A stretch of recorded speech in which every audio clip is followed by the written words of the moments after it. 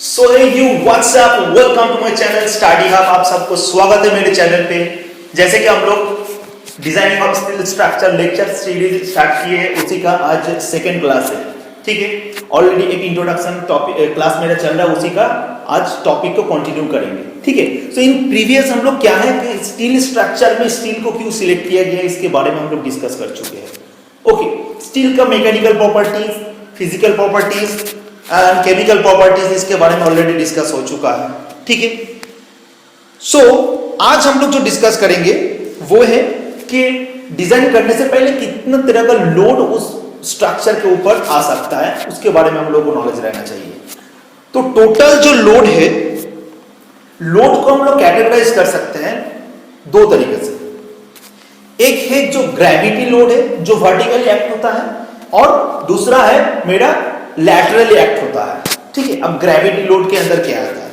Gravity load के मेरा अंदर जो आएगा कि कोई भी चीज का वजन जो है, वेट जो है, जैसे कि बिल्डिंग के ऊपर अगर स्नो गिरता है तो स्नो का वेट होगा, रेन वाटर गिरते हैं तो रेन वाटर का वेट होगा, बिल्डिंग का सेल्फ वेट होगा, स्ट्रक्चरल एलिमेंट जैसे रहता है आपका बीम्स, कॉलम्स, रूफ, ये सब का खुद का सेल्फ वेट होगा। उसके ऊपर अगर कोई लोड को इंपोज किए, जैसे कि मैं ही खड़ा हूं इस बिल्डिंग के ऊपर, इस छत के ऊपर, तो मेरा भी लोड आ रहा है, तो ये सारा का सारा वर्टिकल लोड के अंदर इसको लाया जाएगा। ठीक है, और एक है जो लैटरल लोड है। लैटरल लोड मतलब लैटरल लोड कैसे? जैसे कि बिल्डिंग खड़ा है, अब उसमें विंड प्रेशर आ रहा है, तो बिल्डिंग के साथ विंड प्रेशर क्या लैटरली एक्ट करता है। ठीक है, तो विंड प्रेशर हो गया। अच्छा, उसके बाद क्या हो गया मेरा कि अर्थक्वेक जब होता है, हम लोग पता है कि अर्थक्वेक के टाइम में बिल्डिंग सेक होता है। ठीक है, हॉरिजॉन्टली लैंड का सेकिंग होता है, उसमें शेयर लोड डेवलप होता है। ठीक है, तो वो भी एक तरह का लैटरल है, मतलब स्ट्रक्चर के साथ वो लैटरली एक्ट होता है।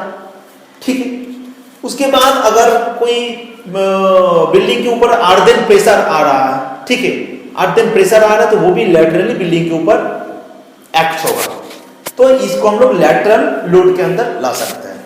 ठीक है, अच्छा, अब जो वर्टिकल ग्रेविटी लोड था उसमें से एक लोड हम लोग देखेंगे कि डेड लोड। ठीक है, डेड लोड। तो डेड लोड के बारे में हम लोग देखेंगे कि IS 875, ठीक है, ये 1987 पार्ट 1 में इसके बारे में डिस्कस किया गया है। ये चीज याद रखना होगा आप लोगों को, बार बार बोल रहा हूं कि ये चीज याद रखना होगा कि कोड, कौन सा कोड में ये चीज मेंशन है। IS 875 1987 part 1। यहां पे डेड लोड के बारे में बोला जा रहा है, और पार्ट 2 में देखेंगे इसी सेम कोड में, सेम कोड आपको याद रखना है। वहां पे देखेंगे पार्ट 2 में आपका लाइव लोड के बारे में बोला गया है। पार्ट 3 में जाके हम लोग देखेंगे, विंड लोड के बारे में बोला जा रहा है। ठीक है, और पार्ट 4 में जाके देखेंगे स्नो लोड के बारे में बोला जा रहा है। ठीक है, अर्थक्वेक लोड के बारे में बाद में इंक्लूड किया गया है। ठीक है, अर्थक्वेक लोड को बाद में हम लोग 2002 एडिशन में यूज किए हैं, 1893 वाला IS 1893 2002। ये हम लोगों को थोड़ा याद रखना होगा क्योंकि एग्जाम में ये सब बारे में क्वेश्चन पूछ लेता है।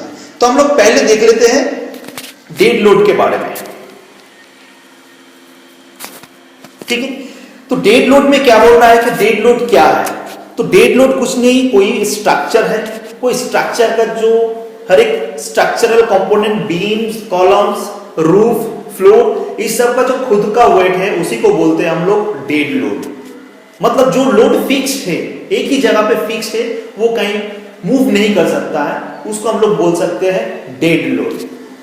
ठीक है, अच्छा, तो dead load of a structure is not known before the designing. हम लोग ये डेड लोड के बारे में बिफोर डिजाइनिंग नहीं जान सकते।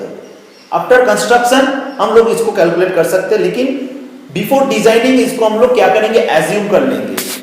ठीक है, अब के अपकमिंग लोड मेरा कितना होगा, अगर 30G+30 फ्लोर का हम लोग डिजाइनिंग कर रहे हैं तो उसका हम लोग को एज्यूम करके लोड को कैलकुलेट करना होगा, डिजाइन लोड को।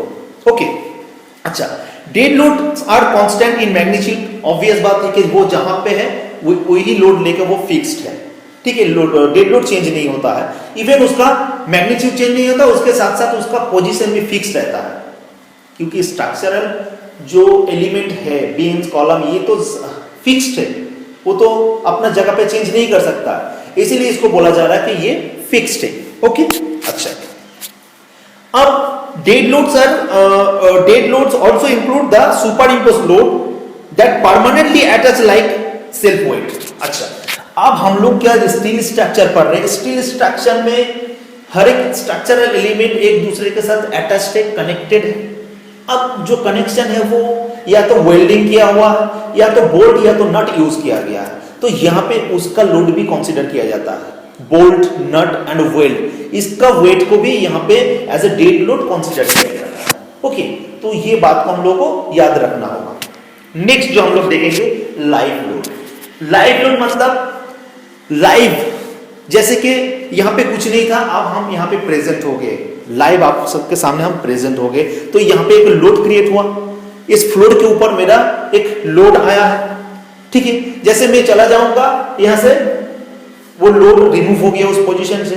जैसे कि यहां पे खाली जगह है, हम यहां पे एक फर्नीचर आके रख दिए, तो क्या होगा, फर्नीचर का लोड यहां पे आया है, अब वो फर्नीचर को वहां से हटा देंगे तो वो लोड रिमूव हो जाएगा। तो डेड लोड का नेचर क्या है कि डेड लोड कभी भी हम लोग उसको मैग्नीट्यूड को भी चेंज कर सकते हैं, उसका पोजीशन को भी चेंज कर सकते हैं। ओके, वो फिक्स नहीं रहता अपना पोजीशन में, ठीक है। तो कोई भी स्ट्रक्चर का डेड लोड लाइव लोड क्या होगा, उसको फर्नीचर का वेट हो गया, ठीक है, फर्नीचर का वेट आएगा, कोई भी मटेरियल्स, कोई भी मूवेबल कोई भी इक्विपमेंट वहां पे है तो उसका वेट को कंसीडर किया जाएगा एज ए लाइव लोड, ठीक है। लाइव लोड का कोड आपको याद रखना होगा ना, IS 875 1987, ये पार्ट 2, यहां पे पार्ट 2 आपको ये याद रखना होगा, पार्ट 2 में आता है। अच्छा, याद कीजिए पार्ट 3 में क्या आता है, पार्ट 3 में आता है विंड लोड, ठीक है। इसी कोड में IS 875 1987 part 3 wind load. Wind load के बारे में हम लोग देख लेते हैं कि all expose structures irrespective of their heights are affected by wind force. Okay, height, मेरा बिल्डिंग का हाइट के साथ साथ विंड प्रेशर भी मेरा बढ़ता है, ठीक है। The wind pressure intensity at the height of a structure depends upon the following factor. क्या क्या फैक्टर के ऊपर डिपेंड करता है, एक तो है कि वेलोसिटी के ऊपर, वेलोसिटी के ऊपर डिपेंड करता है, विंड वेलोसिटी। दूसरा है कि वो विंड का डेंसिटी कितना है, एयर डेंसिटी, डेंसिटी जितना होगा वो प्रेशर उतना ही ज्यादा होगा। उसके ऊपर डिपेंड करता है स्ट्रक्चर का शेप कैसा है, स्ट्रक्चर का शेप के ऊपर डिपेंड करता है। कैसे, हम लोग देख लेंगे कि स्ट्रक्चर के शेप के ऊपर कैसे डिपेंड करता है। ये रहा आप लोगों के सामने एक रेक्टेंगल, ठीक है। इसमें हम लोग क्या किए,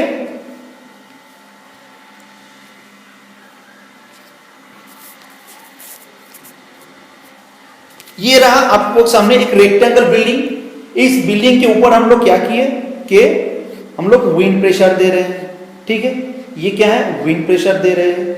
तो इसमें जितना अमाउंट में लोड लगेगा, यहां पे कोई अगर सर्कुलर स्ट्रक्चर है, अगर कोई यहां पे क्या है सर्कुलर स्ट्रक्चर, तो क्या होगा, विंड प्रेशर मेरा क्या होगा, विंड प्रेशर इधर से अगर आएगा तो वो साइड होके पास हो जाएगा, विंड प्रेशर साइड होके पास हो जाएगा। तो यहाँ पे क्या है, शेप के अनुसार में देखा जा रहा है कि रेक्टेंगल शेप में देखो यहाँ पे लैटरली पूरा 90 डिग्री एंगल में यहाँ पे लोड एक्ट हो रहा है, लेकिन यहाँ पे साइड से वो पास हो जाएगा, तो इसका लोड इंटेंसिटी कम होगा सर्कुलर सेक्शन का। तो शेप के ऊपर भी डिपेंड करता है, ठीक है। उसके बाद और एक जो है कि जियोग्राफिकल फीचर्स, टोपोग्राफिकल फीचर्स।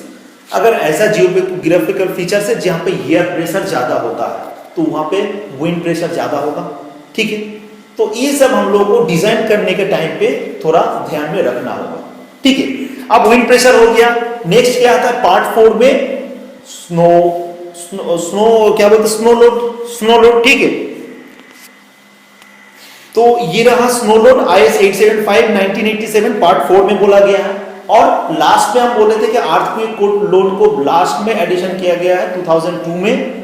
वो उसका कोड जो है बहुत अच्छे से याद रखना होगा, 1893 2002, ठीक है, IS 1893 2002, ठीक है।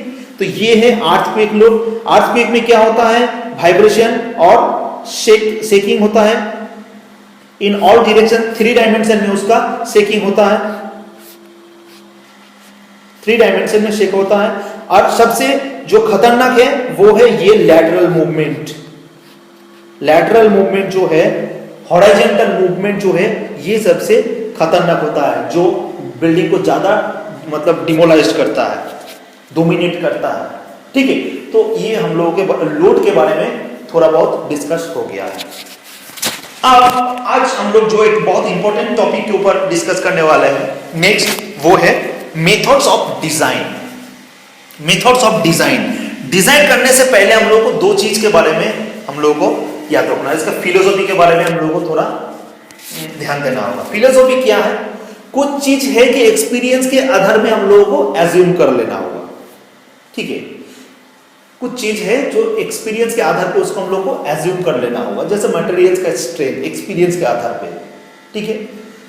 और कुछ चीज है जो हम लोग को मेथड्स अप्लाई करके डिजाइन करना होगा, वही है मेथड्स जो हम लोग यहाँ पे देख रहे हैं कि मेथड्स ऑफ डिजाइनिंग। अब मेथड्स ऑफ डिजाइनिंग जो होता है वो डे बाय डे उसका प्रोसेस चेंज होते जा रहा है, ठीक है। एकदम शुरू में 90s के टाइम पे एक बहुत अच्छा इफेक्टिव, जो अभी भी उसका इफेक्ट हम लोगों को दिख रहा है, एक प्रोसेस आया है जिसको बोलते हैं वर्किंग स्ट्रेस मेथड, WSM, ठीक है।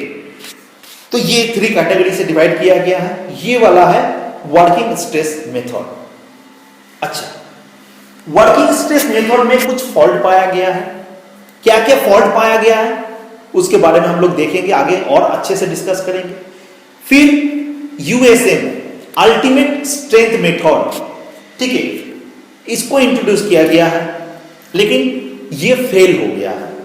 क्यों फेल हो गया है हम लोग जाकर डिस्कस करेंगे। और लास्ट में आया है LSM, लिमिट स्टेट मेथड। ये अभी तक सबसे सक्सेसफुल डिजाइनिंग मेथड है for RCC and steel also. तो ये इतना ज्यादा सक्सेस क्यों हुआ, उसके पीछे लॉजिक क्या है, यही हम लोग आज देखने वाले हैं। तो हम लोग चलो देख लेते हैं कि WSM मेथड ये, अच्छा, ये सब के बारे में पढ़ने से पहले हम लोगों को स्टील का स्ट्रेस स्ट्रेन कार्व के बारे में, ग्राफ के बारे में जानना बहुत जरूरी है। तो आप लोगों के सामने ये स्टील का स्ट्रेस स्ट्रेन कार्व जो दिख रहा है, यहाँ पे हम लोग सिंपली देख पा रहे हैं कि किस तरह का बिहेवियर हुआ है उसका, ठीक है। वो रहा मेरा FU, मतलब अल्टीमेट स्ट्रेस, सॉरी FY, जिसको हम लोग बोलते हैं यील्ड स्ट्रेस, ठीक है। ये रहा आपका यील्ड पॉइंट और साथ में ये रहा अल्टीमेट स्ट्रेंथ। उसके बाद आता है मेरा ब्रेकिंग पॉइंट। तो हम लोगों को ब्रेकिंग पॉइंट तक हमको नहीं जाना है, हम लोगों को देखना है अल्टीमेट स्ट्रेंथ तक ही उसको कंसीडर करना है। देख पा रहे हैं कि ये मेरा स्ट्रेन डायग्राम है, ये स्ट्रेस का, ये स्ट्रेस है, ये स्ट्रेन है। तो स्ट्रेस बढ़ने के साथ साथ मेरा बॉडी में डिफॉर्मेशन हो रहा है। स्ट्रेन मतलब क्या है, स्ट्रेन मतलब चेंज, पहले जो था उससे अभी का जो परिवर्तन आया है, चेंजेस आया है, वही है स्ट्रेन। मतलब स्ट्रेन मतलब उसका डिफ्लेक्शन, ओरिजिनल शेप से न्यू शेप में जाएगा, यही है स्ट्रेन। तो मतलब स्ट्रेस के बढ़ने के साथ साथ हम लोग स्ट्रेन भी बढ़ेगा, ठीक है।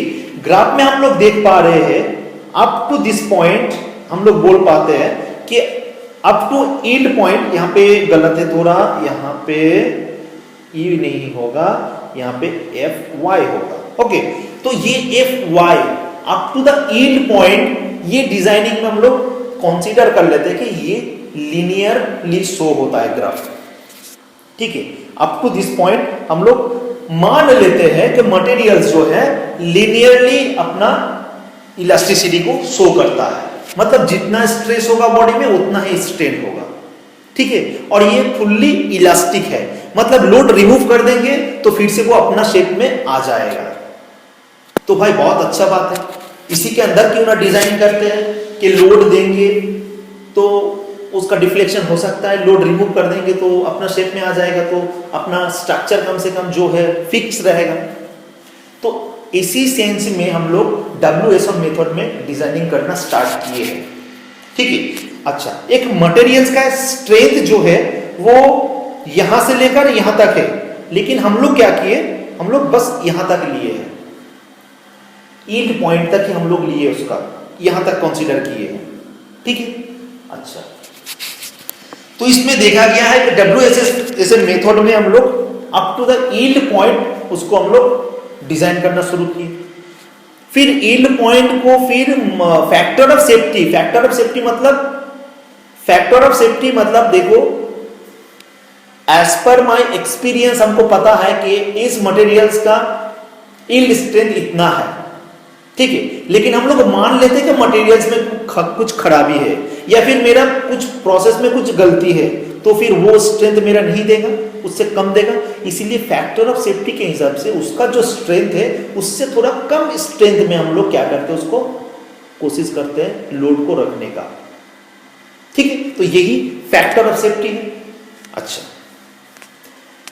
तो फैक्टर ऑफ सेफ्टी लगा के हम लोग देखेंगे वो लोड यहां तक ले सकता था, अब फैक्टर ऑफ सेफ्टी लगा के हम लोग लोड को यहां तक ले रहे हैं, मतलब ये उसका रेंज है, ठीक है, ये हुआ उसका रेंज, ये उसका रेंज है, डिजाइन का रेंज है ये वाला। अब इसमें देखो एक पॉइंट कि मटेरियल्स का स्ट्रेंथ यहां तक ले सकता था, लेकिन हम लोग क्या किए, यहां तक लिए, ठीक है, यहां से वहां तक लिए है, लेकिन वहां से इसका स्ट्रेंथ यहां तक आता है, ठीक है। तो हम लोग फुल्ली इसको यूटिलाइज नहीं कर पाए, तो इसमें मटेरियल का कंजम्पशन जो है वो ज्यादा हो जा रहा है। मटेरियल का कंजम्पशन को घटाने के लिए, बिल्डिंग को इकोनॉमिकल बनाने के लिए हम लोग डे बाय डे सोचने लगे हैं, ठीक है। तो हम लोग जैसे कि स्ट्रेंथ के साथ साथ अब देख रहे हैं कि स्ट्रेन भी कुछ ज्यादा हो रहा है। स्ट्रेंथ अगर हमको चाहिए अल्टीमेट वाला, तो स्ट्रेंथ भी देख रहे हैं ग्राफ में कि स्ट्रेंथ भी बहुत ज्यादा हो जा रहा है। तो स्ट्रेंथ ज्यादा होगा तो फिर बॉडी में डिफ्लेक्शन आएगा, डिफ्लेक्शन आएगा तो क्या होगा, क्रैक आएगा।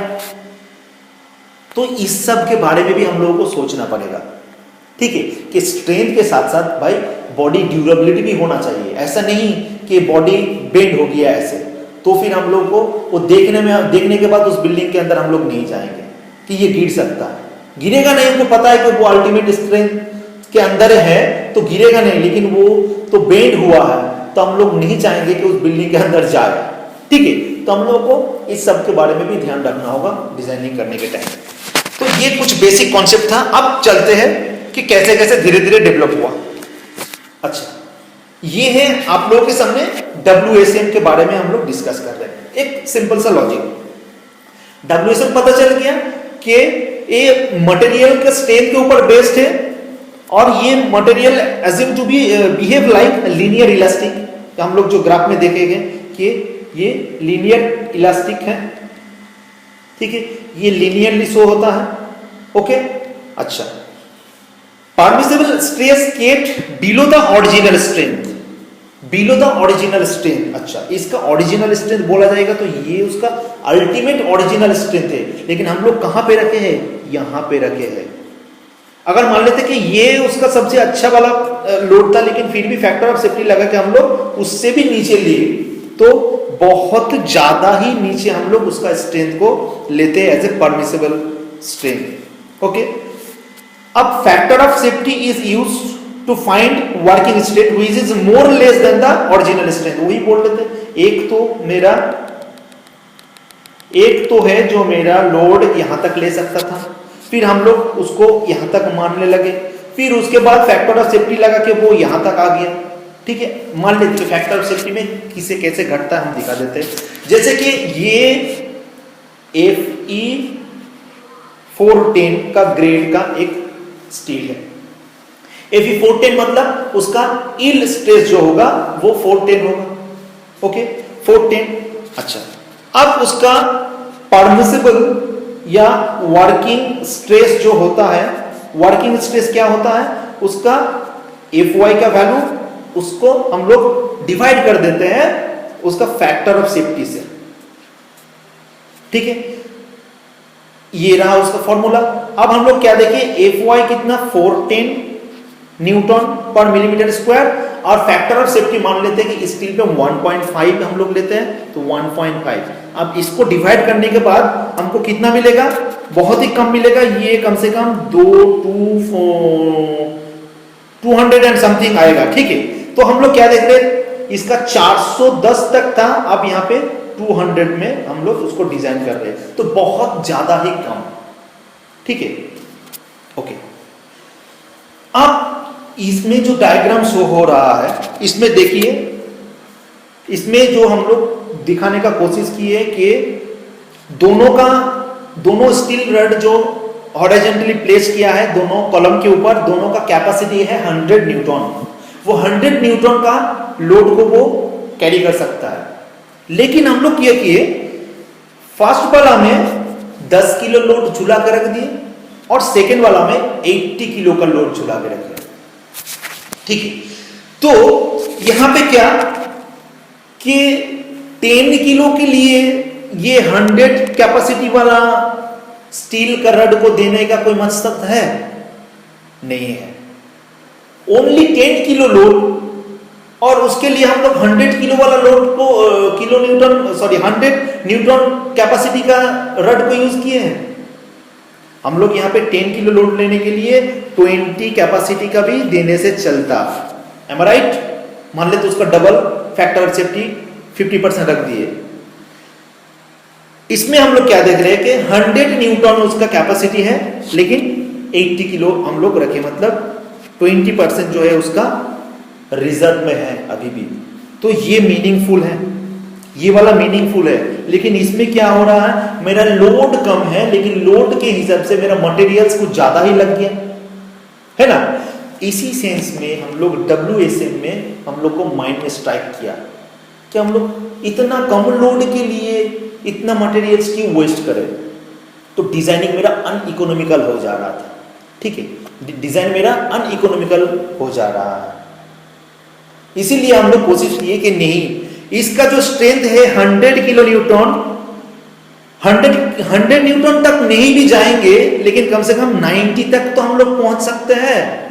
अब 90 तक पहुंचेंगे तो क्या होगा, उसमें डिफ्लेक्शन आएगा, ये सब बात भी दिमाग में रखना होगा। इसमें क्या है, उस तरह का कोई झंझट नहीं, कोई डिफ्लेक्शन नहीं आएगा, कोई एक्स्ट्रा कुछ प्रॉब्लम नहीं होगा उसमें, सिवाय उसका केमिकल अगर एरोशन वगैरह हुआ, उसके अलावा इसके अंदर कुछ प्रॉब्लम होगा। चाहे आप फैटिग लोड दीजिए, वाइब्रेशन कीजिए, कुछ प्रॉब्लम नहीं है। तो ये सर्विसिबिलिटी भी बहुत अच्छे से प्रोवाइड करते हैं। लेकिन एक ही बात पे वो लैक हो जाता है कि वो बहुत कम स्ट्रेंथ में उसको डिजाइन करते हैं, जो कि उसका स्ट्रेंथ और ज्यादा था, ठीक है।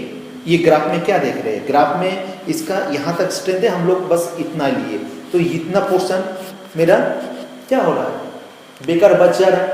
तो इसीलिए हम लोग क्या किए कि नेक्स्ट जो हम लोग इंट्रोड्यूस किए ULM, अल्टीमेट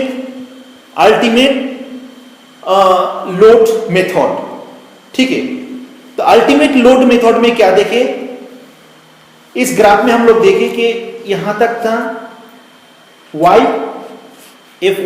अब हम लोग को ऐसे डिजाइन करना है कि ताकि इसका Fu तक हम लोग लोड को यूटिलाइज कर पाए, ठीक है, Fu तक लोड को हम लोग यूटिलाइज कर पाए। अच्छा, बहुत अच्छा बात है। आप Fu तक लोड को यूटिलाइज करने चल जाइए। अब Fu तक लोड को यूटिलाइज करने जाइएगा तो यहाँ पे क्या देख रहे हैं, बहुत ज्यादा ही स्ट्रेन आ जा रहा है। बहुत ज्यादा स्ट्रेन मतलब डिफ्लेक्शन। अब डिफ्लेक्शन को आप कैसे तब रोकिएगा, ठीक है।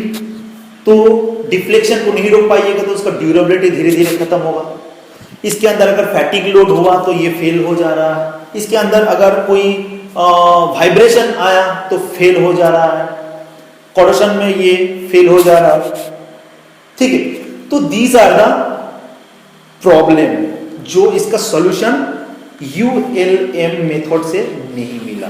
मतलब ये सिर्फ अल्टीमेट लोड को अचीव करने में कंसंट्रेट किया है, लेकिन इसका सर्विसिबिलिटी में ध्यान नहीं दिया, इसीलिए ये वाला मेथड फेल हो चुका है। आज का डेट में इस मेथड को हम लोग यूज नहीं करते हैं, ठीक है। तो इसमें क्या देखें, WSM focus only load capacity only, materials not like behave like linearly behave नहीं कर रहा है। यहाँ पे जाके कार चेंज हो रहा है, मेरा धीरे धीरे ग्राफ चेंज हो रहा है, ठीक है।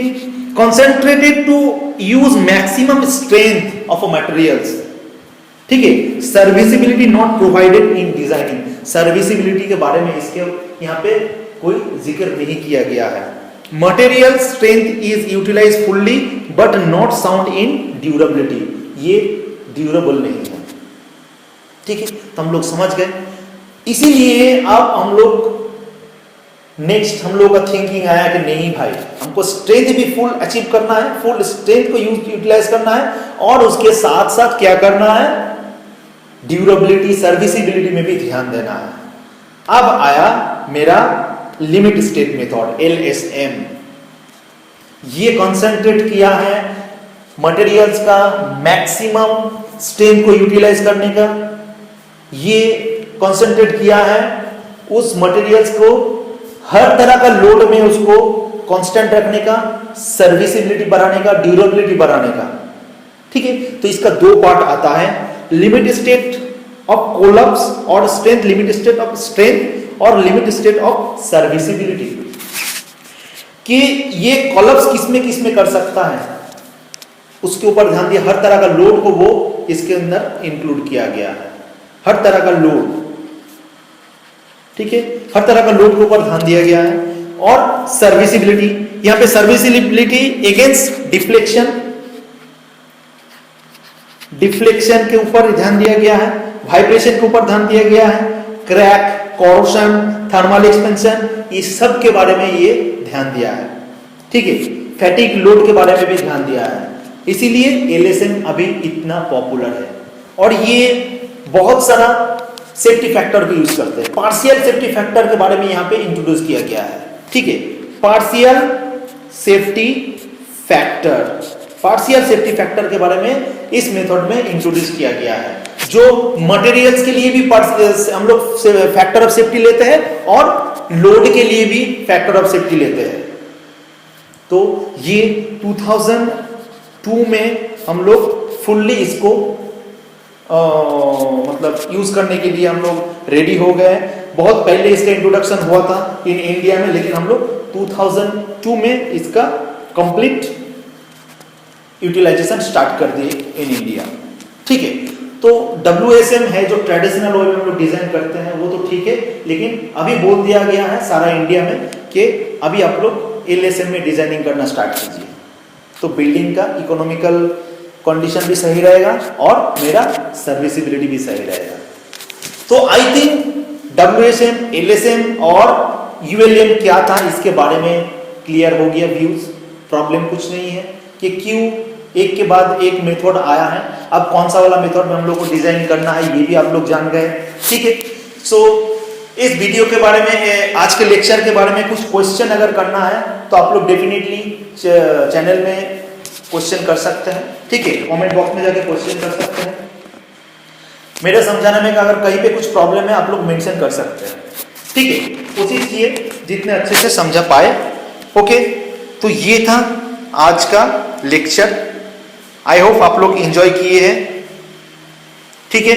तो ये आज खत्म होता है, इंट्रोडक्शन पार्ट मेरा आज खत्म हो जाता है, ऑल पार्ट मेरा खत्म हो गया। अब हम लोग डिजाइन कनेक्शन में चलेंगे, ठीक है। नेक्स्ट जो मेरा लेक्चर वीडियो लेक्चर होगा उसमें हम लोग डायरेक्ट कनेक्शन के बारे में डिस्कस करेंगे, rivet, bolt, weld, okay. So keep watching my video, thank you so much, bye.